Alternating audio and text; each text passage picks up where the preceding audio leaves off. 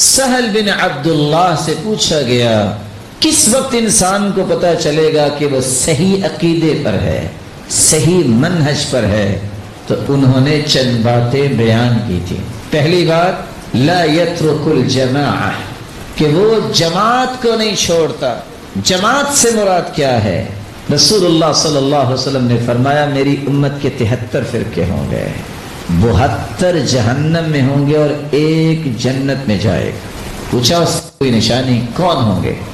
ایک روایت میں آتا ہے ما انا علیہ و اصحابی، اور ایک روایت میں آتا ہے ہم الجماعہ، وہ جماعت ہوگی۔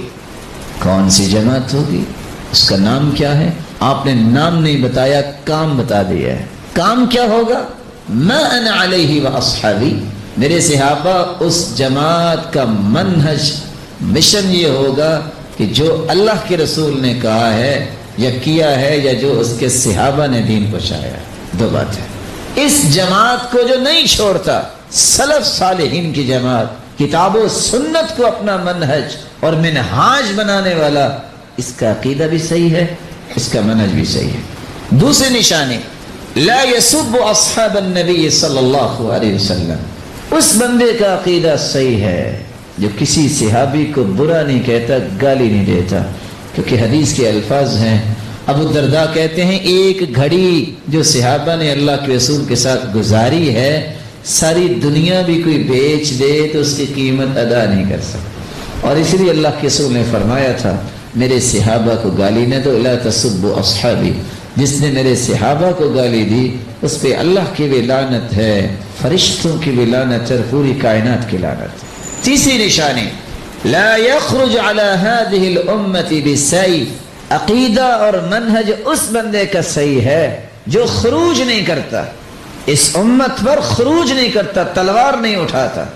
یہ خود کو حملے کرنے والے ظالم، یہ مسلمان ابریاء، بے گناہوں کی جانیں لینے والے، نہ ان کا عقیدہ درست ہے نہ ان کا منہج درست ہے۔ صحیح عقیدہ اس کا ہوتا ہے جو ایک مسلمان کی جان کی قیمت اتنی سمجھتا ہے۔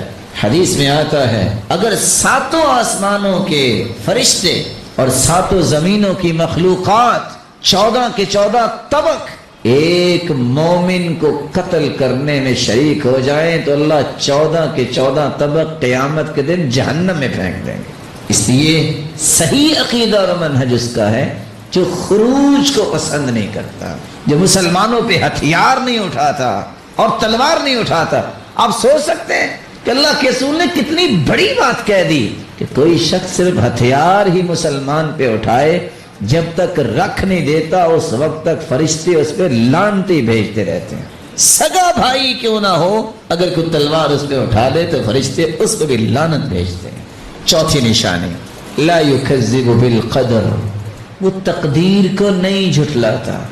تقدیر اللہ کا اندازہ ہے اور اللہ نے صحیح اندازے لگائے ہیں، جو اللہ نے لکھا ہے بالکل صحیح لکھا ہے۔ رافع بن نابلسی کا قصہ آپ کو فائدہ دے گا۔ ایئرپورٹ سے جانا چاہتے تھے گھر، ٹیکسی پہ بیٹھے، عالم ہے، 4 لوگ آئے، انہوں نے دروازہ کھولا اور ان کو پکڑا اور زمین پہ گرا دیا۔ ایک شخص بیمار بھی ہو، بوڑھا بھی ہو، اس پہ کیا بھی تھی؟ کہتے ہیں مجھے غصہ بہت آیا، انہوں نے میرے ساتھ کیا کیا؟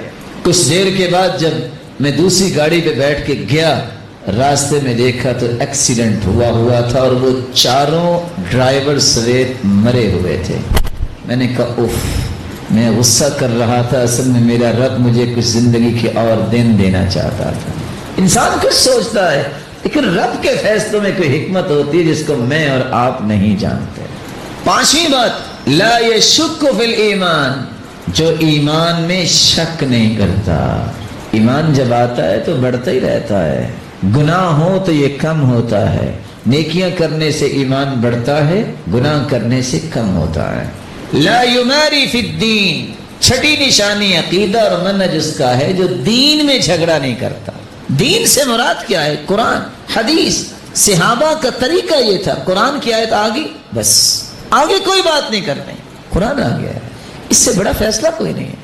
حدیث آ گئی ہے، میں جتنا بھی پڑھا لکھا ہوں، دنیا جہان کی ڈگریاں اکٹھی کر لوں، اللہ کے محبوب کی ایک بات کا مقابلہ نہیں کر سکتا۔ اگلی بات، لا يترك الصلاة على من يموت من اہل القبلة بالذم.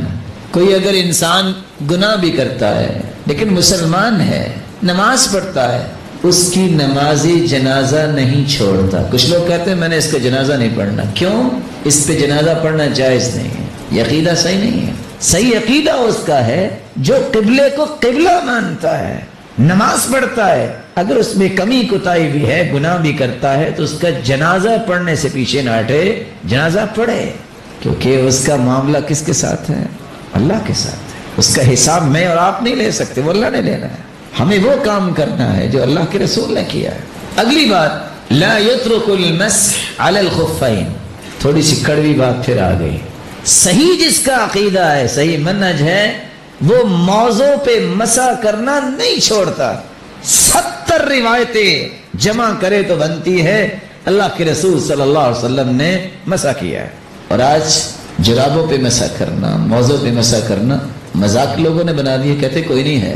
مسح النبی صلی اللہ علیہ وسلم علی الجوربین والخفین. اللہ کے رسول نے جرابوں پہ بھی مسح کیا، موضوع پہ بھی مسح کیا.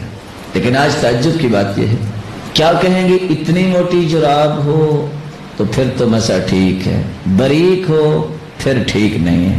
میرے پیارے بھائی غصہ نہ کریں. یہ جو موٹی جراب، یہ باریک جراب، اللہ کے رسول کے زمانے میں کون سی نیکسٹ فیکٹری تھی جہاں اس طرح کی جو ہے جرابیں موٹی ملتی ہوں؟ ما ہی الا ممزقہ. برائدہ کیا کہتی ہیں؟ جیسے ان کو پھٹی پرانی میسر تھی، صحابہ پہنتے تھے اور مزہ کرتے تھے. امت کو مشکلات سے نکالنا کمال ہے، مشکلات میں ڈالنا کمال نہیں ہے. اور حدیث سنیے صحیح بخاری کی، یسروا ولا تعسروا. لوگوں آسانیاں کرو، مشکلات نہ پیدا کرو. بشروا ولا تنفروا. خوشخبریاں سناؤ، نفرتیں نہ پھیلاؤ. اور دوسری روایت کے الفاظ کیا ہیں؟ سکینوا ولا تنفروا. لوگوں میں سکون پیدا کرو، لوگوں میں نفرتیں پیدا نہ کرو. لا يترك الجماع خلف كل وال جار او عدل. کوئی بادشاہ انصاف کرنے والا ہے یا ظلم کرنے والا ہے، اس کے پیچھے نماز پڑھنا نہ چھوڑے. یہ صحیح عقیدہ ہے، یہ صحیح منہج ہے. اس لیے عبداللہ بن عمر جیسے صحابی ظالم تھا حجاج، ان کے پیچھے نماز پڑھی، لوگوں کو کھڑا کر کے ان کے خلاف نہیں خروج نہیں کیا.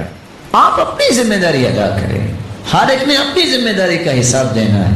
کچھ لوگ سوچتے ہیں کلمۃ حق عند سلطان جائر سب سے افضل جہاد ہے کہ عدل کا کلمہ جو ہے وہ ظالم بادشاہ کے پاس کہنا. وہاں کلمے کی بات ہے کہ وہاں دھرنے کی بات ہے.